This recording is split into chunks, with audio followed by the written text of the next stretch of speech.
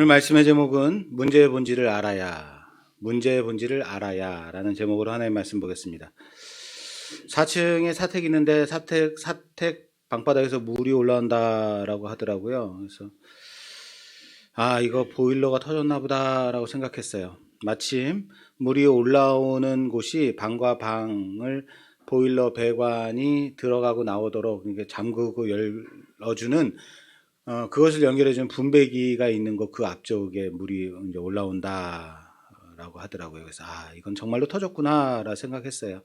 그래서 공사업자를 불러다가 좀 진단 좀 해주세요. 공사업자가 와서 보더니 이거는 확실히 물이 그 밑에 배관이 터진 건데요라고 기계를 가져다가 터진 곳 찾고 거기 뜯어서 공사를 해야 된다라고 말하더라고요. 무조건 기계 가져오면 기본이 돈이 드는 거예요. 그리고 사람이 오기 때문에 일당을 줘야 됩니다. 그리고 이제 공사업자에게 이제 맡겨서 기계를 가지고 와서 이제 공사를 하는데 방바닥을 어느 정도 뜯고 바닥을에다가 이제 그 뭐라 그러죠? 음파 측정기라고 그러나요? 그거를 이제 쏴가지고 어디에서 새나 터졌나 조사를 하는데 이게 안 나오는 거예요. 몇 시간을 해도 안 나오니까 이거 안 되겠다 하고 더 잘 보는 사람을 자기네들이 쑥덕쑥덕 대더니 더 잘 보는 사람을 불러다가 또 다른 업체를 불러다가 또 이것 좀 찾아보라 그래서 둘이서 이제 합쳐가지고 찾는데도 안 나타나는 거예요. 그래서 이상하다 생각을 했죠. 그러다가 이제 나중에 알게 된 게 뭐냐면 바닥이 터진 게 아니라 그 수도관에서 그 정수기로 뺀 그 T밸브라는 게 있습니다. 이 T밸브에 문제가 생겨가지고 이 정수기 배관을 타고 물이 흘러내려와서 그게 바닥에서 올라온 것처럼 보이는 그런 거였죠. 바닥은 터지지 않았는데 정수기 타고 내려온 물이 바닥에 이제 젖어서 물이 이거 바닥이 터진 거구나 생각을 한 거죠. 그냥 T밸브만 갈면 간단하게 끝나는 문제는 이런 전문가를 두 업체를 불러다가 했으니 어떡해요. 그래도 두 업체 값 달라는 거 안 됩니다 하고 한 업체만 주고 돈 주고 그냥 보냈죠. 그래도 이제 문제를 해결을 한 거예요. T밸브를 교체하고 물이 새지 않도록 했는데 문제가 어디에 생겼는지 정확하게 진단하면 문제 해결에 도움이 되죠. 문제를 해결할 수 있는 거죠.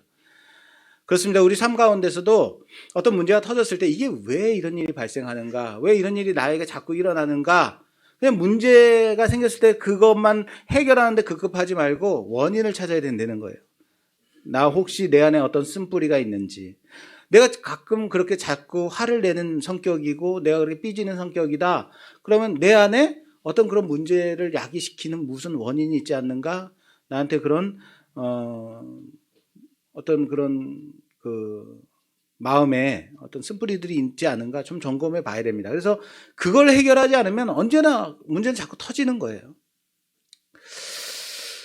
오늘 성경 본문을 보면서 이제 드디어 모세가 하나님의 말씀에 순종하고 어쨌든 등 떠밀려 이제 가게 되죠. 가면서 이제 하나님이 너 모세 거기 가지만은 그렇게 쉽게 되진 않을 거다라고 말씀하시면서 갑자기 하나님이 모세를 죽이려고 그래요. 이거 뭐지? 하나님이 모세를 가라. 안 가요? 가라. 안 가요? 가라고. 이제 좀 가라. 했더니 그럼 좀 가야겠네 하고 길을 잡아서 가는데 갑자기 하나님이 모세를 만나서 길에서 숙소에서 죽이시려고 하는 거예요. 이게 뭔가? 이게 뭘까요? 성경을 보면서 뜬금없이 튀어나오는 듯한 그런 내용들이 있을 때가 있어요. 매우 당황하게 되죠. 오늘 본문은 이해하기 참 어려운 본문이다. 그래서 난해구절이라고 말합니다. 대표적인 난해구절이에요. 자, 이 부분이 없는 것이 문맥상, 흐름상 더 자연스럽다면요. 하나님이 모세를 갑자기 만나서 모세를 죽이려고 하는 장면을 싹 빼버리고 봉독한다면 훨씬 더 자연스럽다는 거죠. 이렇게 읽어볼게요. 23절, 27절 좀 봉독해 주실래요? 23절, 27절을 빨리 착. 내가 내게 이르기를 내 아들 보내주어 나를 섬기게 하라 해도 내가 보내주기를 거절하니 내가 내 아들 내 장자를 죽이리라 하셨다 하라 하시니라. 여호와께서 아론에게 이르시되 광야에 가서 모세를 맞으라 하시매 그가 가서 하나님의 산에서 모세를 만나 그에게 입맞추니. 아멘. 자연스럽지 않은가요? 이상하다. 분명히 자연스러워야 되는데 왜 뭐가 자연스럽지 않지? 예. 하나님은 모세에게 가라라고 말씀하시니까 이제 드디어 모세가 이제 길을 잡고 떠나는 거예요. 이제 모세가 가는데 모세에게 나타나서 네가 가서 내 말을 아무리 전한다 하더라도 기적을 보여준다 하더라도 바로가 말을 듣는다 안 듣는다 안 들을 거다. 언제까지? 하나님이 그 바로의 장자를 죽이기 전까지는 절대 말 안 들을 거야 라고 말씀하시고 바로 하나님이 아론에게 말씀하신 장면으로 딱 넘어가면 자연스러운 거예요. 네, 그냥 자연스럽다고 해주세요. 더 자연스럽다. 너는 가서 모세를 만나라 하고 아론에게 말씀하시는 거예요. 그런데 길 가다가 돌부리에 탁 하고 걸려 넘어지듯이 걸려지는 부분이 오늘 이 난해 구절, 이 내용이 중간에 딱 들어있는 거죠. 왜 굳이 이렇게 본문이 진행되는데 자연스럽지 않은 부분이 딱 들어가 있을까? 이해되지 않는 부분이 들어있을까? 그래서 우리는 이럴 때 어떻게 해요? 그냥 믿음으로 보고 넘어가요. 네, 그냥 넘어가요. 그런데 이런 본문이 들어있다는 것은요, 딱 걸리잖아요. 뭐지? 하고 생각을 하라는 얘기예요. 뭐지? 중요하다는 얘기예요. 딱 눈에 띄잖아요. 그러니까 이것을 꼭 봐라라는 얘기예요. 이것을 꼭 봐야만 한다는 거예요. 근데 우리는 그냥 넘어가는 경향이 있어요. 모세는 하나님의 명령을 받아서 자신이 살던 장인 이드로의 집을 이제 떠나면서 이드로에게 뭐라고 말하죠? 장인 이드로에게 말해요. 18절 봉독해 주세요. 모세가 그의 장인 이드로에게로 돌아가서 그에게 이르되 내가 애굽에 있는 내 형제들에게로 돌아가서 그들이 아직 살아 있는지 알아보려 하오니 나로 가게 하소서. 이드로가 모세에게 평안히 가라 하니라. 이렇게 돼 있어요. 자, 모세는 분명히 자기 민족 이스라엘, 자기 백성 이스라엘을 애굽에서 종살이하던 그 애굽 땅에서 그곳에서 데리고 나오는 막중한 사명을 가지고 가는 길이에요. 그냥 살아있나 죽었나 보러 가는 길이 절대 아니죠. 그런데 장인 이드로에게 뭐라고 말해요? 가서 내 형제들이 살아있는지 아직 살아있는지 보려고 합니다 라고 말하고 있다라는 거예요. 무슨 말입니까? 하나님 말씀에 어쩔 수 없이 그렇게 등 떠밀려 가고 있지만 그것이 모세의 수준이, 모세의 지금 상태라는 거예요. 내가 정말로 성령 충만해서 하나님 말씀 받았으니 주님 말씀하시면 내가 나가리라 하고 막 찬양 부르면서 가는 게 아니라 등 떠밀려 간다는 거예요. 모세의 수준이 아직 이 정도밖에 되지 않는다라는 거예요. 이런 모세의 수준을 하나님이 아셨을까요? 모르셨을까요? 그렇죠. 알죠. 모세의 상태가 이 정도밖에 안 된다라는 것을 아시는 거예요. 그 하나님이 오늘 19절 봉독해 주세요. 여호와께서 미디안에서 모세에게 이르시되 애굽으로 돌아가라. 내 목숨을 노리던 자가 다 죽었느니라. 모세가 애굽에 왜 내려가길 왜 두려워했을까요? 왜 두려워했을까요? 그렇죠. 잡힐까 봐. 자기 살인자니까. 예. 그리고 실패자였으니까, 낭망했으니까 가기 싫은 거죠. 예. 자기 동족한테, 형제들한테 그렇게 배신당했으니까. 그런데 모세의 마음이 편안하지 않은 거예요. 거기 가기에. 그런데 평안함으로 애굽 땅에 내려갈 수 있도록 하나님은 주변을 정리하고 계신다라는 거예요.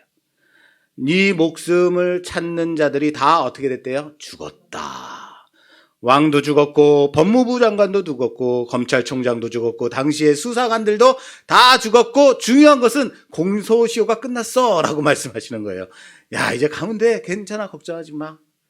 모세의 장인 이드로는 모세가 가겠다고 하니까 단지 말로 평안을 빌어줍니다. 그래, 평안히 가라 라고 말하지만 우리 하나님은 상황까지도 인도하시는 하나님이라는 사실을 믿으시길 바랍니다. 진정한 평안을 허락하시는 하나님이다라는 사실을, 상황까지 모든 것을 정리하시는 하나님이다라는 사실을 믿으시기를 바랍니다. 그리고 또 있어요. 하나님이 그냥 상황만 정리하시는 게 아니고 그 다음 절 20절 볼게요. 모세가 그의 아내와 아들들을 나귀에 태우고 애굽으로 돌아가는데 모세가 하나님의 지팡이를 손에 잡았더라. 그리고 모세의 손에 뭐가 있어요? 하나님의 손. 하나님의 손, 하나님의 지팡이가 있는 거예요. 케인 아닙니다. 지팡이를 잡았더라. 모세의 연약함을 하나님의 지팡이가 대신하고 있다라는 것 아닐까요? 그 지팡이 의지해서 길 나서라, 그렇게 가라라는 거 아니겠습니까?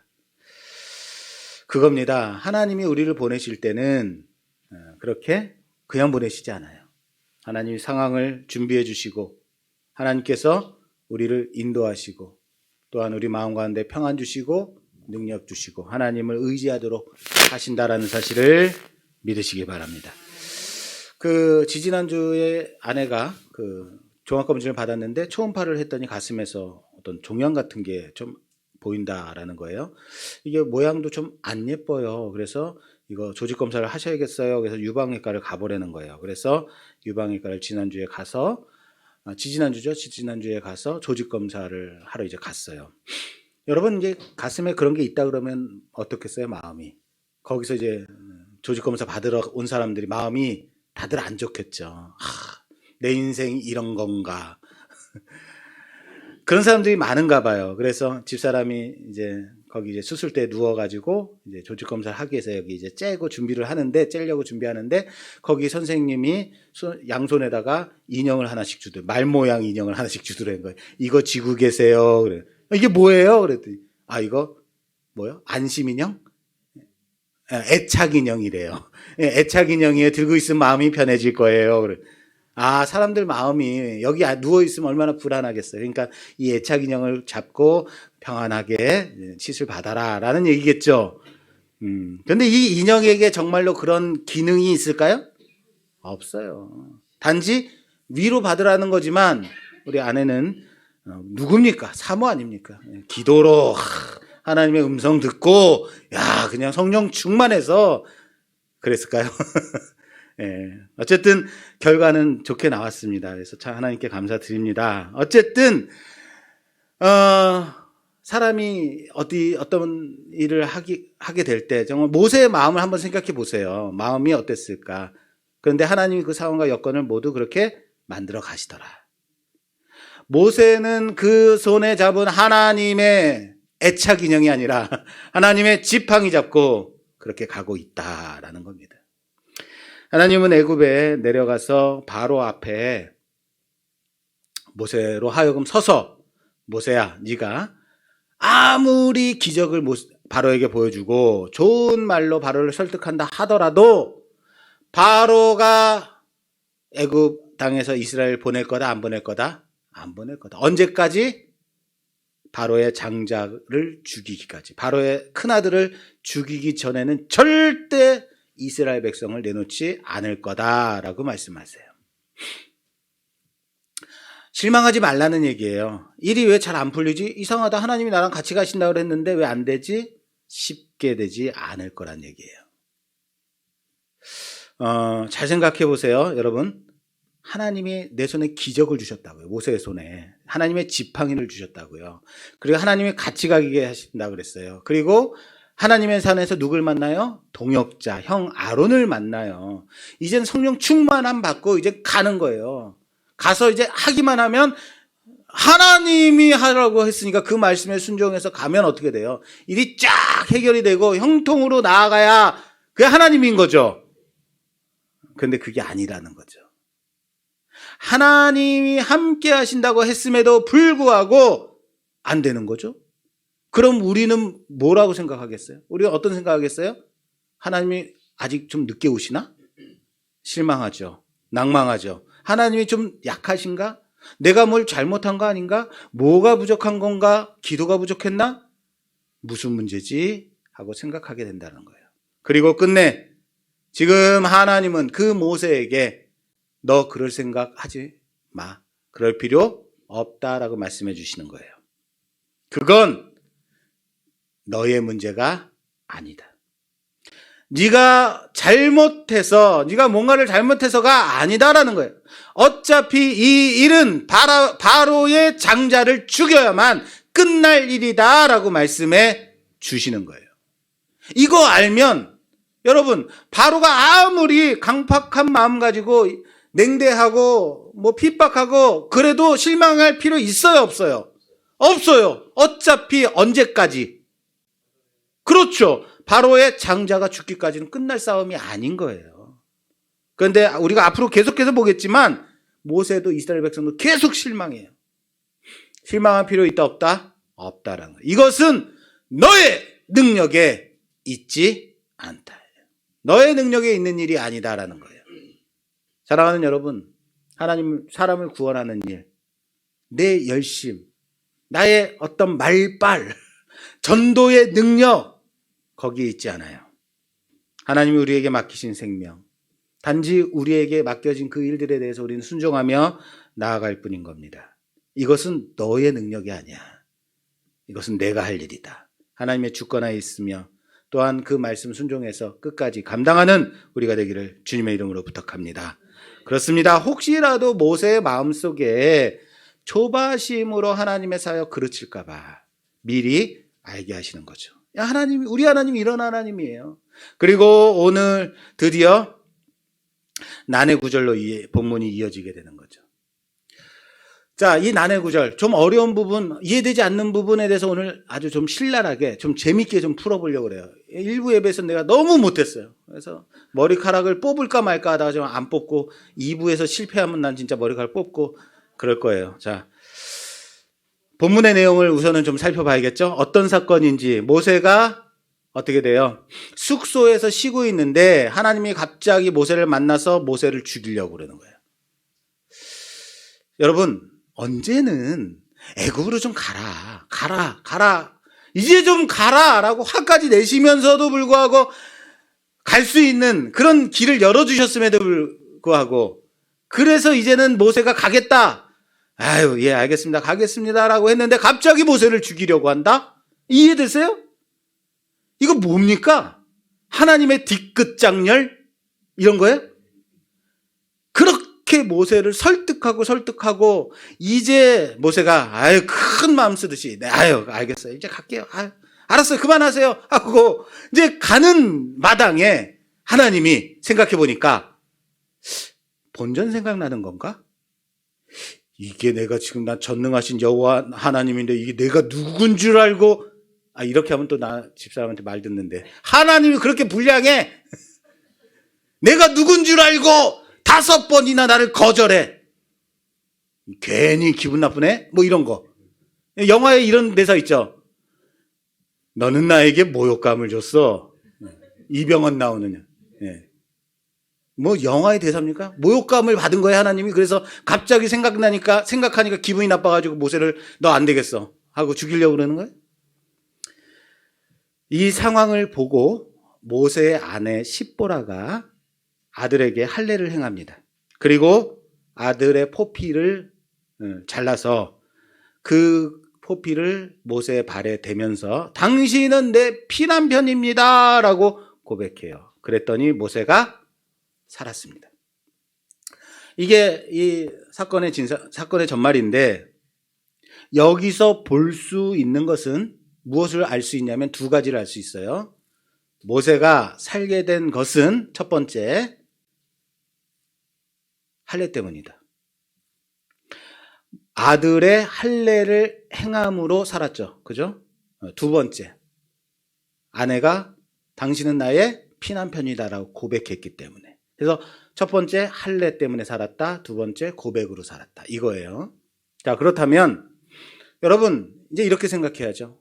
할례를 행하지 않았다고 이렇게까지 죽이셔야만 했나? 그냥 설득해서 모세야, 너 애굽에 그냥 보내려고 했는데 아들 할례를 행하고 좀 가야겠다라고 말씀하시면 안 되는 거예요?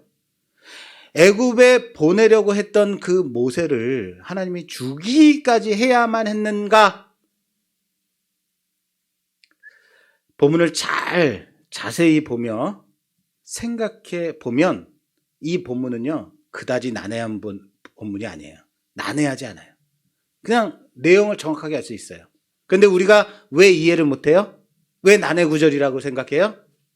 우리가 성경, 하나님의 말씀을 볼 때 생각이라는 걸 하지 않고 보기 때문에 그래요. 우리는 하나님의 말씀을 뭐로 봐요? 믿음으로 보기 때문에 그래요. 그러니까 이해가 안 돼. 믿음이라는 걸 가지고 와서 보니까 이해가 되지 않는 거예요. 말씀을 볼 때 뭘 가지고 보라고요? 생각하면서 보라고요. 보세요. 지금부터 이제 생각이라는 걸 해보자고요. 이 사건의, 이 본문의 마지막 절에 이렇게 돼 있어요. 이 일은 그때의 십보라가 피 남편이다라고 함은 할례 때문이었더라. 무엇 때문이었다고요? 할례. 이 일의 원인이 무엇 때문이었다는 얘기예요? 할례 때문에 이렇게 된 것이다 라고 말씀하고 있는 거예요. 그럼 우리는 이 본문을 보면서 이 일은 무엇 때문이었다? 할례 때문이구나. 알면 돼요. 하나도 난해하지 않아요. 문제는 뭐냐면 왜 죽이려고 했지? 여기를 좀 가야죠. 문제의 원인은 뭐라고요? 할례. 알게 됐어요. 그런데 할례를 누가 안 한 거예요? 지금 누가 받지 않은 거예요? 할례를? 아들이 안 받았어요. 예. 할례를 하지 않았는데 아들이 할례를 받지 않았는데 누구를 죽여요? 아버지 모세를 죽이려고 그래요.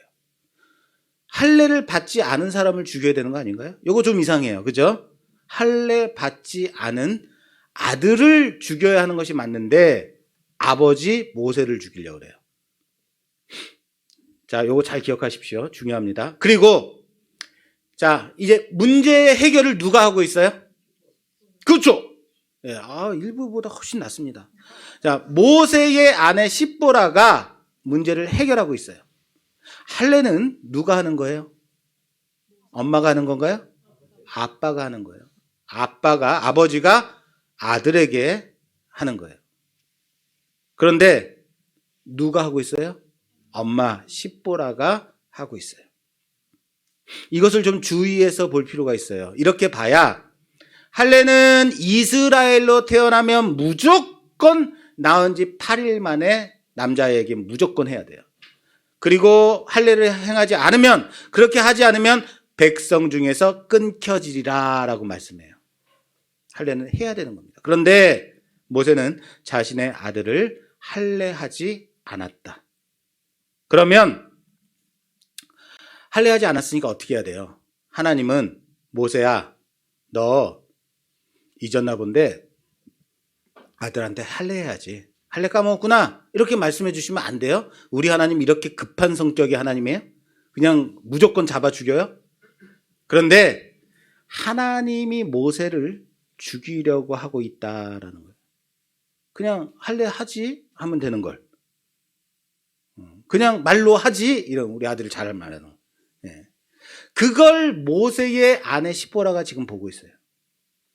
하나님이 모세를 죽이려고 하는 장면을 모세의 아내가 보고 있어요. 자, 이렇게 보니까 한 가지가 더 보이는 게 있어요. 오늘 본문에서 한 가지가 더 보여요. 뭐가 보이냐면 모세는 지금 이스라엘 백성을 애굽 땅에서, 자기 민족을 애굽 땅에서 데리고 어디까지 데려와야 돼요? 1차적으로 광야까지 데려와야 돼요. 하나님의 산, 이 산에서 제사 드려야 되니까 하나님의 산에까지 데려와야 되는 게 1차. 물론 종국에는 어디까지 데려와야 돼요? 가나안 땅. 근데 종살이하던 애굽 땅에서 데리고 나와서 이 산, 하나님의 산까지 데리고 나와야 되는 거예요. 모세는 이끌고 이곳 광야까지 데리고 나와야 된다고요. 자기가 있던 곳. 그런데 지금 애굽으로 모세가 내려가는 길에 누구랑 함께 가고 있어요? 모세의 아내와 두 아들들이 함께 가고 있어요. 그냥 애굽에 갔다가 다시 돌아오는 일이에요. 데리고 오는 길이에요. 그런 사명이에요. 그런데 굳이 여기에 아내와 아들들을 데리고 갈 필요가 있다 없다? 그렇죠. 없어요. 굳이 데려갈 필요 없어요. 거긴 위험한 곳일 수도 있고 어쩌면 문제가 생길 수도 있고 굳이 데려갈 필요 없어요. 자, 그리고 나중에 이제 모세가 자기 민족을 데리고 애굽 땅을 탈출해서 데리고 나와요. 광야로 데리고 나와요. 출애굽기 18장. 그리고 장인 이드로를 다시 만나는 장면, 출애굽기 18장 1절에서 3절 상반부까지만 봉독해 주세요. 모세의 장인이며 미디아 제사장인 이드로가 하나님이 모세에게와 자기 백성 이스라엘에게 하신 일, 곧 여호와께서 이스라엘을 애굽에서 인도하여 내신 모든 일을 들으니라. 모세의 장인 이드로가 모세가 돌려보냈던 그의 아내 십보라와 그의 두 아들을 데리고 왔으니. 아멘. 자, 모세가 이스라엘을 애굽에서 탈출시켜서 데리고 나와서 하나님의 산 인근 지역에 이제 진치고 있는데, 여기에 장인 이드로가 누구를 데리고 오냐면 모세의 아내와 아들들을 데리고 이곳에 와요. 여기에 모세가 돌려보냈던 그의 아내와 아들들이라고 돼 있죠. 모세가 돌려보냈던. 다시 말할까요? 모세가 아내와 아들들을 오늘 이 사건 후에 돌려보냈다라는 거예요. 그리고 애굽 땅에서 이스라엘을 데리고 광야로 나왔더니 돌려보냈던 아내와 아들들을 장인이 데리고 와요. 보이시죠? 자, 이 말은 뭐예요? 출발할 때부터 굳이 아내와 아들들을 데려갈 필요가 있었다, 없었다? 없었다라는 거예요. 데려갈 필요가 없었는데 불필요하게 동행했다라는 의미예요. 자, 정리하겠습니다. 말씀을 마치겠습니다. 아닙니다. 예, 사건을 정리하겠습니다. 자, 우선 이 사건은 할례 때문에 일어난 일이다. 그리고 이 일은 모세의 아내 십보라가 해결을 해야만 했다. 그리고 모세가 애굽으로 가는 길에 굳이 가족이 같이 갈 필요가 없었다. 동행할 필요가 없었다. 그래서 이 일 후에 아내와 아들들은 돌아가게 된다. 자, 왜 이 사건이 중간에 덜컥 하고 들어있는지 이제 보이시죠? 아직 안 보이시는군요. 자, 이 일 후에 모세의 아내 십보라와 이제 아들들이 가죠. 할례를 십보라가 했어요. 자, 그렇다면 지금 무엇이 추정이 가능해요? 지금 모세는 누구의 반대에 있었다, 지금까지? 그렇죠. 아내 십보라의 반대가 있었다는 것을 짐작할 수 있어요. 굳이 애굽에 가는 길에 동행할 필요가 없는 아내와 아들들이 억지로라도 지금 같이 가고 있는 거예요? 모세가 데리고 나왔을까요? 아니라는 거예요. 모세를 쫓아왔다라는 거예요. 아내가 이렇게 말했겠죠. 지금 어딜 간다고요? 내 눈에 흙이 들어가기 전에는 절대로 당신 혼자 못 가지. 거기 애굽에 가서 딴 여자 만나려고 그러는 거야? 뭐 이런 거 아닐까요? 예, 바득바득 우기는 십보라 탁 보이지 않습니까? 당신 가려면 혼자 가려면 날 죽이고 가시오. 뭐 이런 거. 예. 여러분, 중동의 여인들은요, 기본적으로 강해요. 여러분, 우리 바깥에 이제 텐트 가지고 나가면 텐트는 누가 쳐야 돼요? 아니에요. 칠 줄 아는 사람이 치는 거예요. 예, 텐트는 그래 보통 남자들이 쳐요. 아빠가 쳐요. 예. 그런데요, 이 중동 지역의 여인들은요, 중동 지역에서는요, 여자들이 텐트를 쳐요. 장막. 그리고 가축 치는 일 여자들이에요. 그냥 양떼 몰고 다니는 일이나 남자가 하지. 그리고 가정사도 또 여자들이 다요. 무슨 말이에요? 중동 여자들 세다는 얘기예요.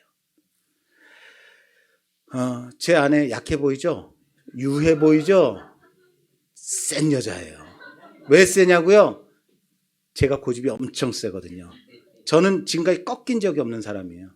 그런데 내 고집을 꺾는 사람이 유일하게 센 사람이에요. 그런데 제 아내보다 더 센 여인이 십보라라는 얘기예요. 그러니까 확 와닿죠. 야, 진짜 센 여자구나. 네. 그래서 굳이 고집 부리고 따라 나서고 있는 모세, 그 아내. 모세는 지금까지 처가살이 하면서 자신의 의지는 하나도 없이 가장의 권위 없이 그냥 처가살이 하고 있었다라는 것을 우리는 남이사를 지금 엿보고 있는 거예요. 이것이 보이는 거예요. 그죠? 자, 그럼 이걸 해결해야죠. 왜 하나님은 모세를 죽이려고 했을까? 어느 교회 다니세요? 좋은 교회 다니시나 봐요. 그거예요. 죽이는 데까지 가지 않으면 꺾이지 않는 강한 여인 십보라 때문이에요. 모세 때문에 모세를 죽이려고 하는 게 아니에요. 자, 설명할게요. 할례는 당연히 히브리인으로 태어나면 해야만 하는 거예요. 해도 되고 하지 않아도 되는 게 아니고 꼭 해야 돼요. 그것이 언약의 표징이기 때문에 그래요. 아들을 낳은 모세가 할례를 하려고 했을까요? 하지 않으려고 했을까요? 할례 하려고 했겠죠. 왜? 자신도 했으니까. 그리고 이것이 꼭 중요하다고. 여러분 기억 안 나십니까? 바구니를 딱 열었는데 히브리 아기로다 그러잖아요. 바로의 공주가 뭘 보고 알았어요? 할례 보고 한 거죠. 딱 아는 거예요. 무조건 하기 때문에. 이거 안 하면 너 히브리인 아니야. 이거 안 하면 선택받은 백성 아니야. 그런데 모세가 아들을 할례를 하지 않았다는, 지금까지. 뭐 때문에요? 반대가 있었다는 거예요. 누구의 반대겠어요? 모세 아내의 반대로 하지 못했을 것이다 라는 거예요. 자, 모세가 아들의 이름을 뭐라고 지어요? 게르솜. 네, 게르솜이라 지어요. 내가 타국에서 나그네 되었음이라 라는 의미죠. 네. 모세는 타국에서 나그네가 되었다라고 고백하죠. 잘 생각해 보세요. 아들을 낳았어요. 그런데 모세는 여기서도 여전히 아들을 낳았음에도 나그네예요. 그렇게 고백하고 있어요. 왜겠어요?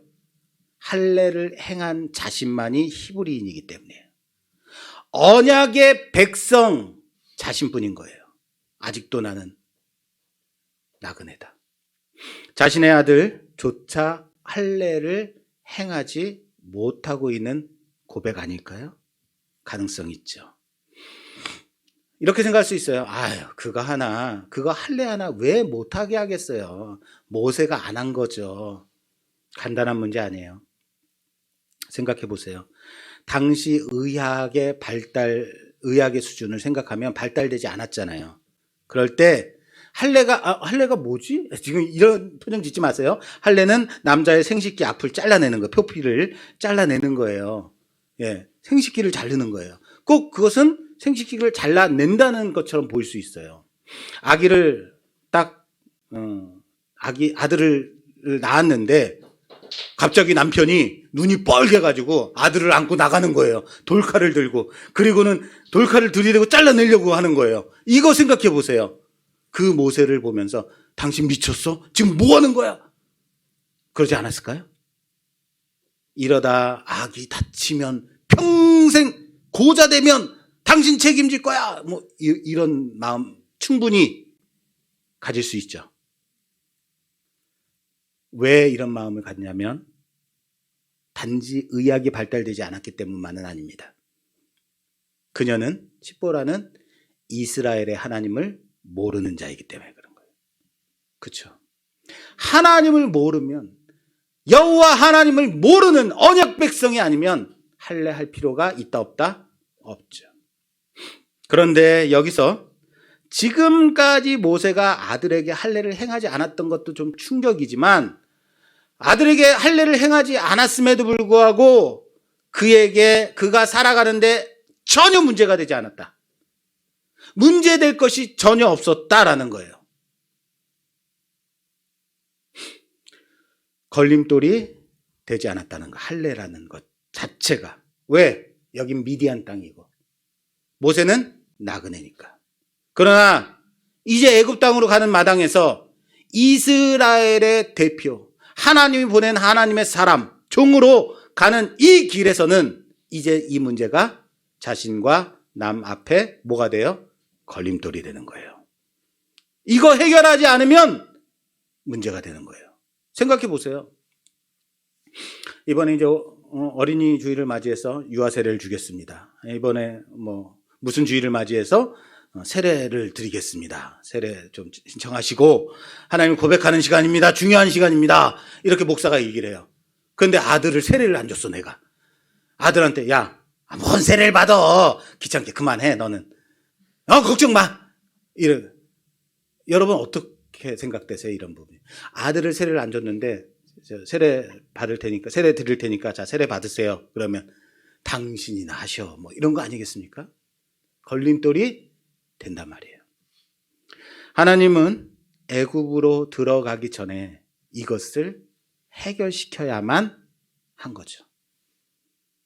이해되세요? 자, 그것도 이 문제를 누구의 손으로 해결하고 있어요? 그렇죠. 이것을 거부했던 아내의 손을 통해서 직접 행하도록 하신 거죠. 왜 십보라가 해야 됐다고요? 왜 모세가 그냥 모세대로 하라고 하면 됐죠. 그냥 모세 보고 야 할래 해. 모세는 못하고 있는 거예요. 하고 싶어도 못하는 거죠. 반대하니까. 강한 여인이 있으니까. 모세가 못할 지경으로 내려보내야죠. 죽는 자리. 모세가 죽을 지경이니까 못하는 거예요. 그러니까 누가 해요? 반대하던 십보라가 하는 거예요. 그리고 고백하게 해요. 당신은 내 피남편입니다. 언약의 남편이다라고 고백합니다. 이 고백이 중요합니다. 따라서 합시다. 고백이 중요하다. 그것이 억지로 하든지 아니면 자원해서 하든지 물론 자원해서 하는 것이 가장 좋죠. 십보라는 지금까지 남편의 권위를 인정하지 않고 처가살이 하는 능력 없는 졸장부로 생각하고 그렇게 남편을 대했던 것 아닌가 생각이 돼요. 그런데 이 일로 인해서 뭐라고 고백해요? 당신은 나에게 언약의 남편입니다. 피남편입니다. 언약으로 맺어진 남편입니다. 라고 고백하고 있습니다. 고백의 가장 중요한 것은 자원해서 스스로 하는 고백이 가장 중요합니다. 그러나 때로는 억지로라도 해야 되는 고백이 필요할 때도 있다라는 거예요.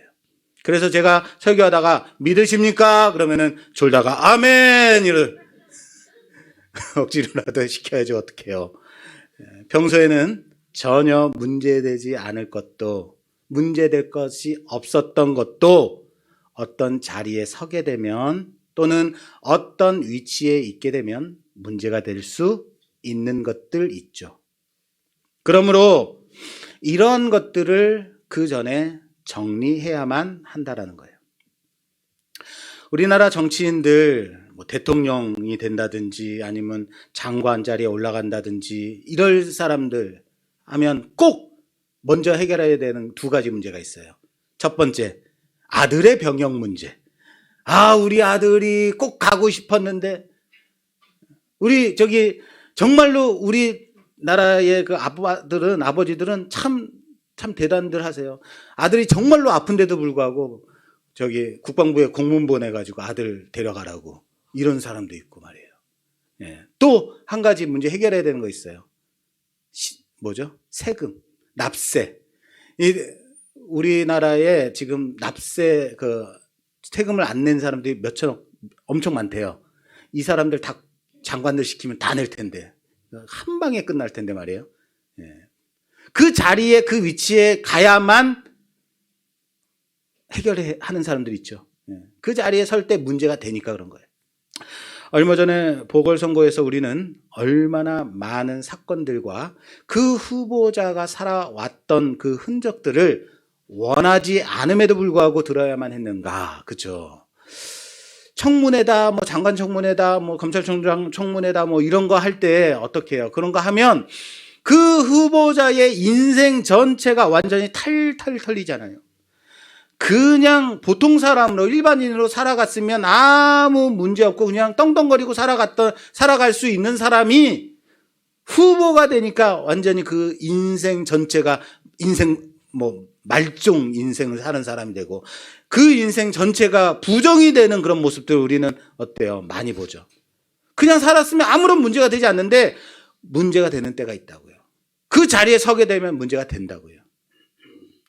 우리에겐 없을까요? 그런 거? 나는 장관 안 할 거니까. 우리에겐 없을까요?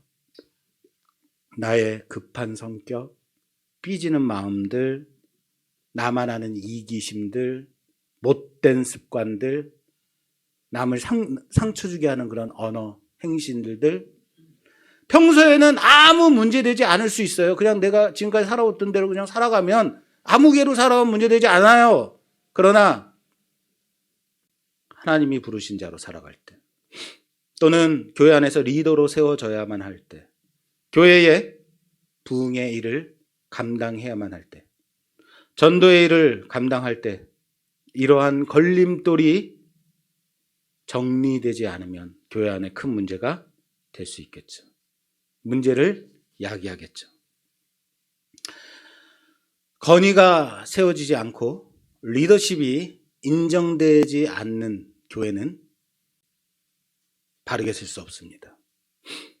목사로 세워지기 전에 이전까지는 전혀 문제되지 않았던 것들이, 문제되지 않은 것들이 목사로 임직받을 때는 문제가 되는 경우들이 있습니다. 또한 목사만 그럴까요? 장로만 그럴까요? 재직으로 세워질 때도 그런 마음 가져야 됩니다. 그냥 집사 직분 한 번 받았다고 집사는 별거 아니니까 아니에요. 재직으로 세움 받을 때도 마찬가지예요. 술, 담배, 도박, 세상의 친구들의 어떠한 유혹들, 내가 즐겨 하던 그런 못된 것들 정리가 돼야죠. 또한 리더가 권위로 세워지지 않으면 하나님의 사역을 제대로 감당할 수 없는 겁니다. 교회만 그럴까요? 가정도 그래요. 가정도 가장의 권위가 서야 되죠. 교회의 사역자도 권위로 세워져야 됩니다. 하나님이 주신 권위입니다.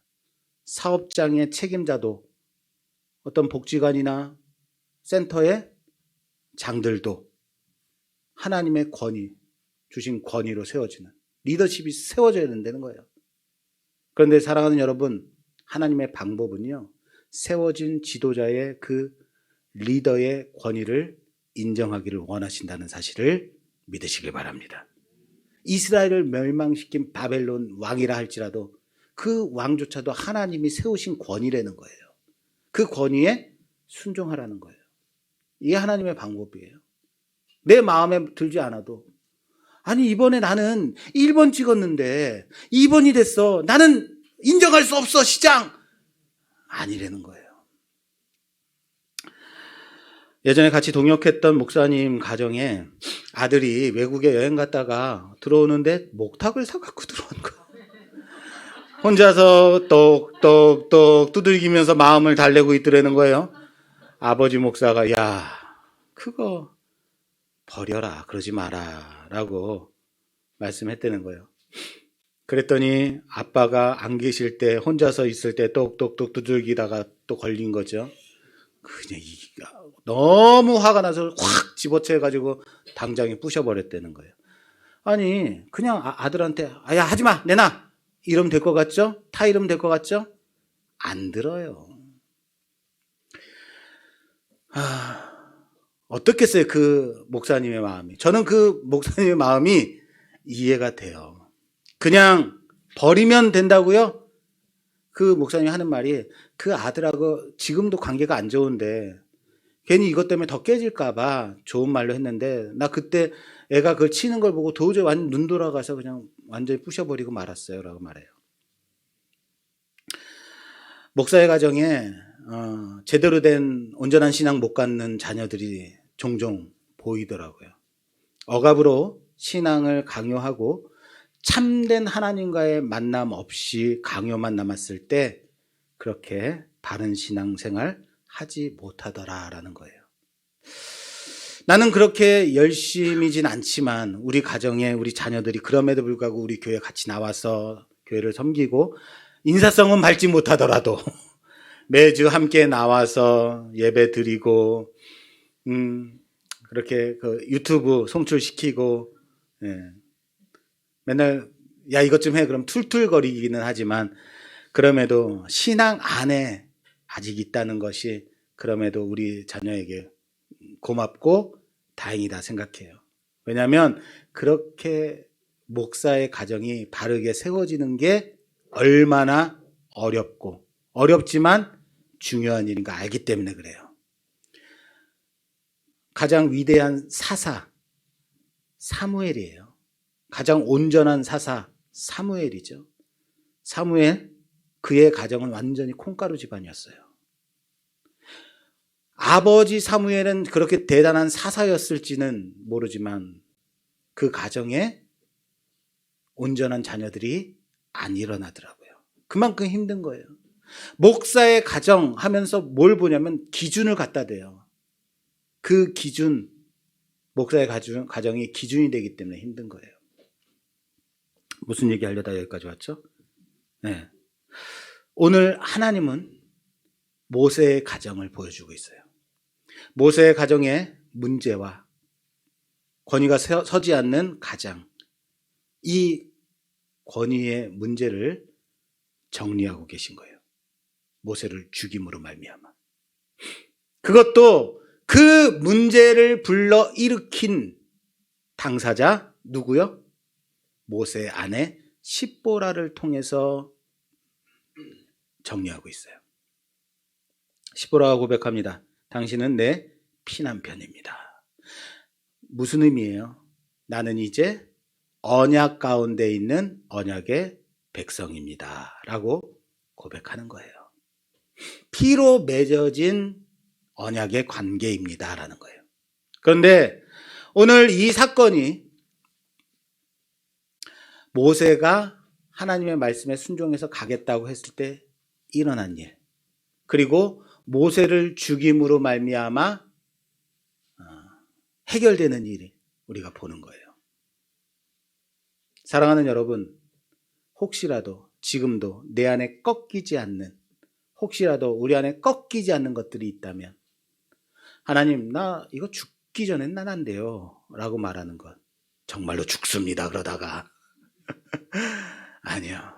그 전에 하나님이 그 문제를 해결하시기를 원하신다면 하나님께 내어드리는 여러분 되시기를 주님의 이름으로 부탁합니다. 자, 한 가지만 더 보고 오늘 말씀을 좀 마무리 짓게요. 오늘 이 사건이 하나님이 모세에게 애굽왕 바로가 자신의 장자가 죽기 전에는 이스라엘을 내보내지 않을 거다라고 말씀하신 그 바로 그 다음 절에 있어요. 모세가 길을 잡고 나서는데 하나님이 나타나서 이 일은 바로의 장자를 죽이지 않으면 해결이 안 돼. 그리고 하나님이 모세를 만나 죽이려고 하시는 거예요. 이렇게 이어져요. 보세요. 23절, 24절입니다. 자, 봉독해 주세요. 내가 내게 이르기를 내 아들을 보내주어 나를 섬기게 하라 해도 내가 보내주기를 거절하니 내가 내 아들 내 장자를 죽이리라 하셨다 하라 하시니라. 모세가 길을 가다가 숙소에 있을 때에 여호와께서 그를 만나사 그를 죽이려 하신지라. 아멘. 완전히 다른 사건 같죠? 예.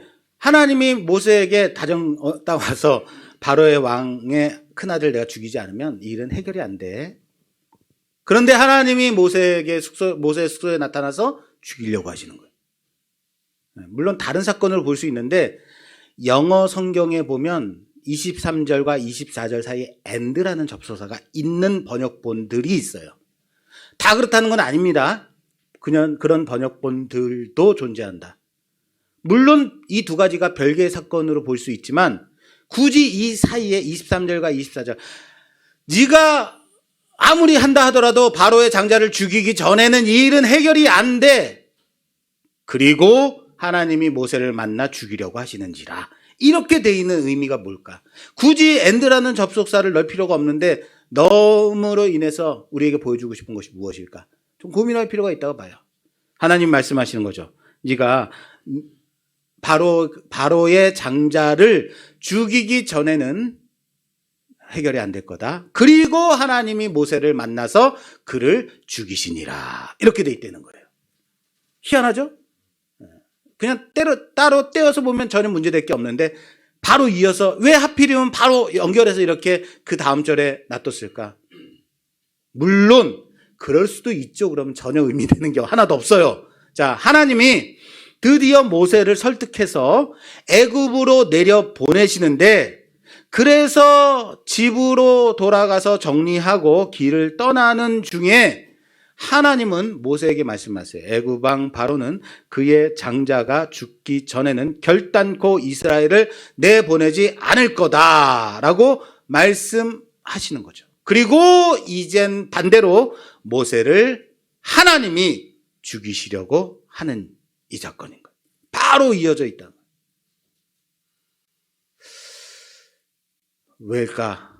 별로 그냥 떼어서 보면 상관이 없습니다만 바로 왕도 모세도 둘 다 뭐하고 있어요 지금요? 죽이기까지예요.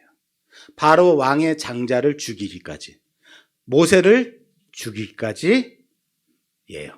둘 다 죽이기까지예요. 왜? 죽이기 전에는 안 되는 거예요.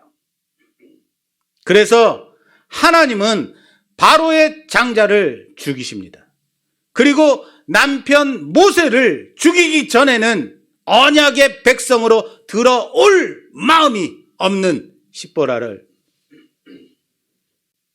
남편의 권위를 인정치 않고 자기 고집대로 쫓아 나선 모세의 아내를 꺾기 위해서 지금 모세를 어떻게 한다고요?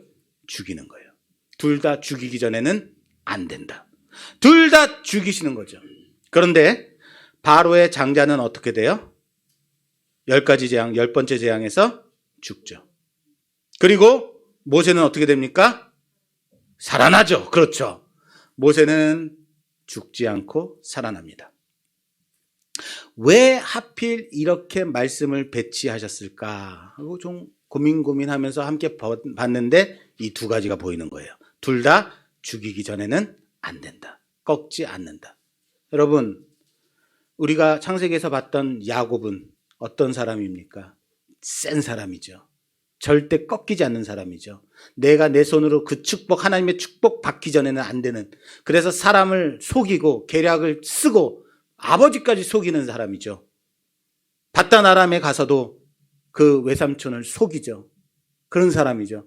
어디서 꺾여요? 야복나루에서, 야복강에서 하나님이 직접 야곱을 꺾으시죠. 왜요? 얘는 꺾지 않으면 안 되는 애야. 절대 꺾이지 않는 애야. 이스라엘이야. 아시겠어요? 문제가 터졌을 때 이 문제가 왜 일어났는가, 그 본질을 알면 문제를 해결할 수 있다고요. 왜 이 문제가 생겼지? 옥상에 방수가 문제가 생겼어요. 그래서 물이 줄줄 비가 올 때마다 새요. 그런데 언제나 새도록 빗물만 닦아내면 비 올 때마다 닦아내야 되는 거예요. 이 문제의 본질이 어디다? 옥상 방수다. 옥상에 올라가서 그 벌어진 틈 찾고 갈고 방수에 쳐서 문제의 본질을 해결해야 문제가 해결이 되죠. 모세의 아내는 왜 이 일이 일어났는지 아는 거예요. 자신 때문이라는 거예요. 자신의 고집을 꺾고 남편의 권위를 인정하고 아들의 할례의 문제를 해결해야만 해결되는 것을 아는 거죠. 그것이 이스라엘의 하나님 여호와를 인정하는 겁니다. 그것이 고백이에요. 그래서 아들의 포피를 잘라서 피 묻은 그 포피를 누구에게 갖다 대요? 모세의 발에 갖다 대면서 그 피를 갖다 댄 거예요. 당신은 내 피남편입니다 라고 고백하고 있는 거예요. 이겁니다. 이 일을 해결하기 위해서는 피밖에 없다라는 것을 피로써 고백하고 있는 거예요. 믿으십니까? 그러므로 모세가 살아납니다. 자신은 남편의 권위를 인정하고 자기의 집으로 돌아갑니다. 그러나 애굽 왕 바로는 문제의 본질을 몰라요. 왜 이 문제가 일어났는지, 왜 내가 내 종 이스라엘을 내보내야 하는지 문제의 본질을 몰라요. 그냥 싫은 거죠. 내보내기 싫은 거죠. 내 종이니까.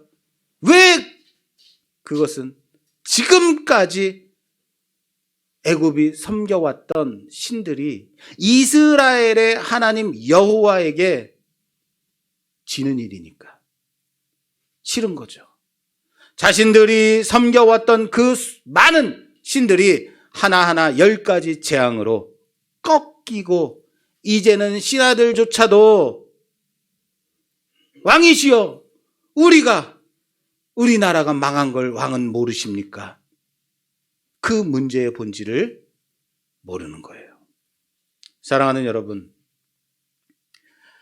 자신의 아들이 죽을 때까지 이스라엘을 내보내지 않습니다. 이 문제의 본질은 천지의 신은 오직 여호와 하나님, 유일하신 여호와 하나님 외에 다른 신이 있다 없다? 없다라는 것을 알아야 되는 거예요. 모르면 죽는 겁니다. 해결할 수 없는 겁니다. 바로의 장자는 끝내 죽습니다. 문제가 무엇인지 몰랐기 때문에. 그러나 모세는 아들의 포피를 베어서 그 피로 언약을 고백함으로 살아나서 맡겨진 사명 감당하게 됩니다. 왜 바로의 장자가 죽었다고요? 왜 바로의 장자가 죽는 것과 모세를 죽이려고 하는 것이 함께 붙어 있는지, 그것이 어떤 은혜로 임하는지 보이십니까? 바로 그겁니다. 그 피를 보고 사망이 넘어갔듯이 우리 또한 예수 그리스도의 보혈로 말미암아 사망에서 생명으로 옮겨졌음을 고백하는 우리가 되기를 주님의 이름으로 부탁합니다. 문제의 본질을 알아야 합니다. 왜 우리가 죽어야만 했는지, 그런 우리를 어떻게 다시 살리셨는지 아는 자는, 믿는 자는 구원을 얻습니다. 모르는 자는, 믿지 않는 자는 사망 가운데 있다는 거예요. 하나님 앞에 믿는 자로 살아갈 때 끊어야 할 것들, 세워져야 하는 권위들, 인정해야 하는 고백, 무엇이 있는지 점검하는 우리가 되기를 바랍니다. 거룩한 성도로 부름받은 자로서 세상의 것 끊어내고 내 고집 꺾고 하나님의 언약의 말씀 인정하고 그 은혜 고백하며 살아가는 우리 모두가 되기를 주님의 이름으로 축원합니다. 사랑하는 여러분, 혹시라도 오늘 말씀을 듣고 내 아내를 바라보며 내 남편을 바라보며 내 자식들을 바라보며 거 봐라, 엄마의 권위를 인정해야지, 거 봐요, 내 남편의 권위를 인정해야지, 이렇게 이상하게 적용하지 마십시오.